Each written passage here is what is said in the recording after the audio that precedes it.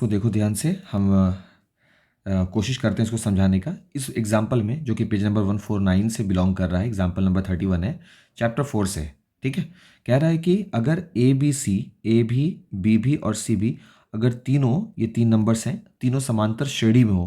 अब देखो, इसको श्रेणी बोलते हैं, और अगर यही चीज़ अगर प्लस में लिखा होता तो इसको हम लोग बोलते हैं समांतर श्रेणी। ये वर्ड कहलाता है श्रेणी, और ये जो चीज़ है कॉमा के साथ है, तो ये बना क्या चीज़? श्रेणी। अंतर देखिए दोनों में, है ना, कॉमा के साथ है और यहाँ पर कॉमा नहीं है, प्लस और माइनस के साथ है। फ्री, ये इंस्टांस के लिए हम आप समझा दिया। तो अगर तीन नंबर बाबू समांतर श्रेणी में हो या समांतर श्रेणी में हो, तो इनके लिए हम जानते हैं ना कि डी जो होता है सारवंतर, जिसको हम बोलते हैं सारवंतर, तो हमेशा बराबर होंगे। ये मालूम है? ठीक, ये मालूम है। तो अगर ये मेरा पहला पद है, ये दूसरा पद है और ये तीसरा पद है, तो दूसरे पद में से जो पहले पद का अंतर होगा अर्थात डी मिलेगा, उसी प्रकार से तीसरे पद में से दूसरे पद का अंतर भी डी मिलेगा। ये बात भी तय हो गया, इक्वेशन 1 हो गया ये, और ये इक्वेशन 2 हो गया। अब समीकरण 1 और 2 से, 1 तथा 2 से हम ये निष्कर्ष निकाल सकते हैं कि अगर 1 और 2 से दोनों बराबर हैं तो इनका LHS भी आपस में क्या रहा होगा? बराबर ही रहा होगा, तो वो C माइनस बी हो जाएगा। इसी प्रकार से ये लिखा जा सकता है कि 2b is equal to a plus C. अरे भाई, b इस तरफ आएगा तो प्लस में होगा, माइनस से इधर आएगा तो प्लस में हो जाएगा। या क्यों करेंगे, इतना ही रहते हैं ना, बाद में क्वेश्चन देखेंगे क्या और क्या होता है। तय है बात। तो ये जो रिजल्ट हम प्राप्त किए हैं, ये जो परिणाम आया है, ये प्रश्न के उस पहलू से आया जहां वो लिख रहा है कि A B C are in किस सीक्वेंस है, ये रिथ सीक्वेंस है। किसके सीक्वेंस में है? ये एपी में, अरिथमेटिक प्रोग्रेशन के सीक्वेंस में। ओके, ठीक है, बात यहां तक खत्म हो गया। अब हमको थ्रूली अपने पूरे मैथ में इस बात का ध्यान रखना है कि किसी तरीके से हम ए प्लस सी ला पाए। यहां तक बात क्लियर है? अब ए प्लस सी हम कब ला पाएंगे? जब इन दोनों को जोड़ेंगे।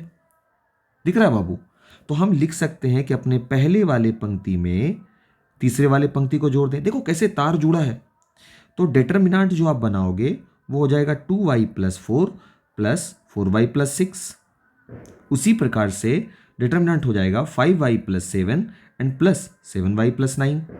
उसी प्रकार से डिटरमिनेंट हो जाएगा 8y plus a and 10y plus c। Second वाला जो है 3y प्लस 5 वो एज इट इज रह जाएगा, 6y plus 8 as it is रह जाएगा, 9y plus b as it is रह जाएगा। थर्ड वाले में भी हम कुछ नहीं कर रहे हैं, 4y प्लस 6, 7y प्लस 9 और साथ में 10y प्लस c, ये सब एज इट इज रह जाएगा। एंड फर्दर जब हम इसको आगे हल करेंगे तो हमको मिल रहा है 6y प्लस 6 4 10, यहाँ मिल रहा है बाबू 7 5 12y और 9 7 16, यहाँ मिल रहा है बाबू 18y और प्लस a प्लस c, यहाँ मिल रहा है हमको 3y प्लस 5, यहाँ मिल रहा है 4y प्लस 6, यहाँ मिल नहीं रहा है बल्कि वही वैल्यू है, बस उसको दोबारा से हम लिख रहे हैं जिसमें समय लग रहा है 9y प्लस b और 10y प्लस c। ठीक है सर यहाँ तक? अब जहाँ कहीं भी मेरे मैथ में, देखो बाबू ध्यान से, जहाँ कहीं भी मेरे मैथ में a प्लस सी है, ये यहाँ से, यहाँ रेड से हम बता रहे हैं भाई, यहाँ देखो a प्लस सी है ना, उसके बिहाफ में हम 2 भी रख सकते हैं।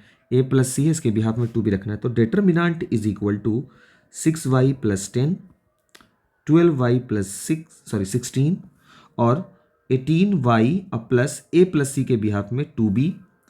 ये हो गया बाबू 3y प्लस 5, ये हो गया बाबू 6y प्लस 8, ये हो गया 9y प्लस b, ये हो गया बाबू 4y प्लस 6, ये हो गया बाबू 7y प्लस 9 एंड फर्दर ये हो गया 10y प्लस c।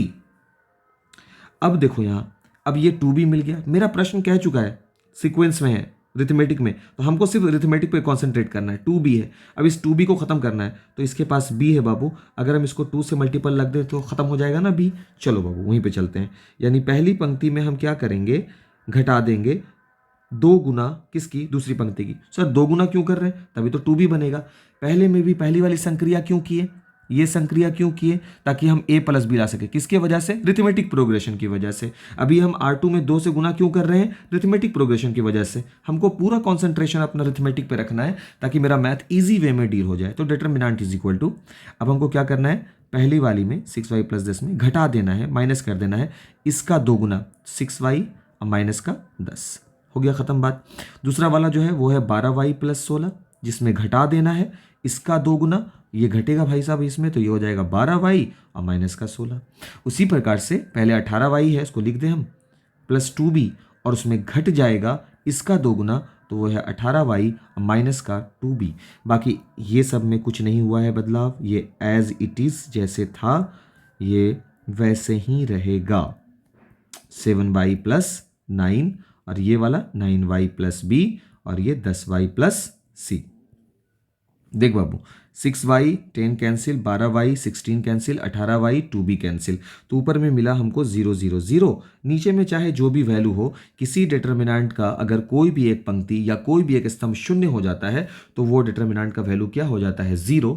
तो मेरे ख्याल से प्रश्न जो कह रहा था कि ये भी समांतर श्रेणी में हो तो सारणी का मान ज्ञात करें, तो सारणी का मान क्या हो जाएगा, शून्य हो जाएगा। और ये हम लोगों ने क्या कर दिया, प्रूफ कर दिया। Thanks for watching.